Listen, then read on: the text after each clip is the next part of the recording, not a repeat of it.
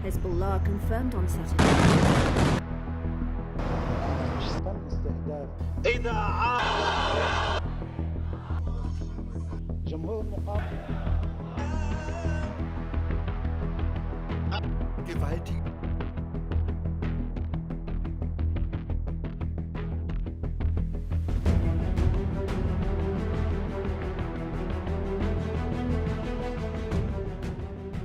तारीख 28 सितंबर और लेबनान की राजधानी बेरूत स्थित हेडक्वार्टर को 80 टन बम से हमला कर उड़ाना।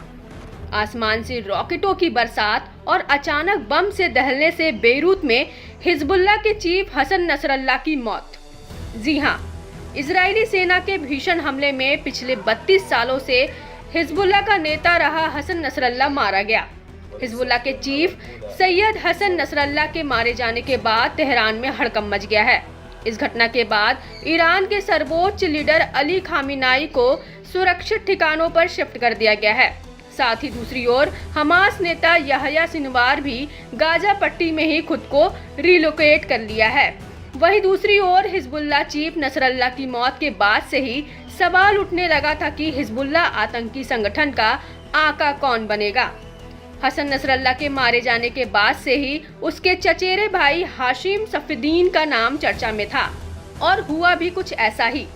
हसन नसरल्लाह की मौत के बाद हिजबुल्लाह ने उनके चचेरे भाई को नया चीफ बनाया है, जो शिया समुदाय का धर्मगुरु और हिजबुल्लाह का सीनियर मेंबर भी है। आपको बता दें कि पश्चिम एशिया में जारी 2 बड़े संघर्षों ने पूरे विश्व को चिंता में डाल दिया है।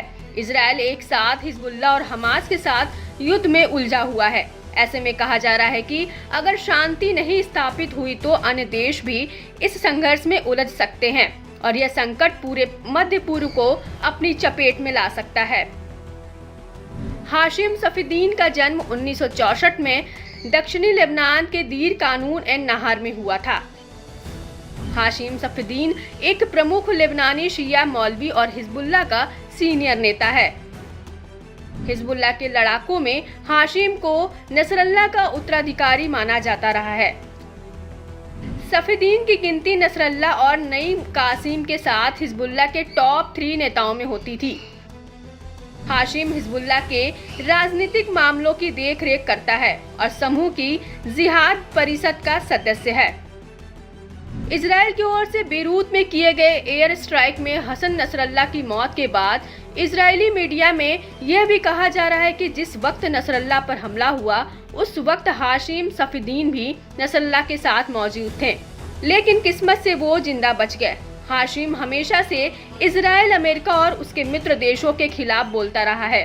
खास तौर पर फिलिस्तीन के मामले को लेकर उसने कई बार भड़काऊ भाषण भी दिया है। हाशिम खुद को पैगंबर मोहम्मद का वंशज बताता है। अमेरिकी विदेश विभाग ने 2017 में उसे आतंकवादी घोषित किया था, क्योंकि उसने इजराइल के खिलाफ एक बड़ा युद्ध तब शुरू किया था जब इजराइल ने हिजबुल्लाह के एक सीनियर कमांडर को मार डाला था। तब हाशिम ने अपने लड़ाकों से कहा था कि दुश्मनों को रोने पर मजबूर कर दो।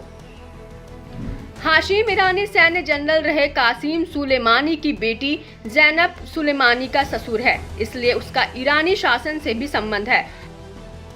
2020 में हाशिम के बेटे रिदा ने कासिम सुलेमानी की बेटी से शादी की थी। हालांकि कासिम सुलेमानी उसी साल बगदाद में हुए एक अमेरिकी हवाई हमले में मारे गए थे। सफीदीन का कदकाठी अपने चचेरे भाई नसरल्लाह से मिलता जुलता है। 1964 में दक्षिणी लेबनान के डेर कानून अल नहर में जन्मे सफीदीन को 1990 के दशक से नसरल्लाह का उत्तराधिकारी नियुक्त किया गया था।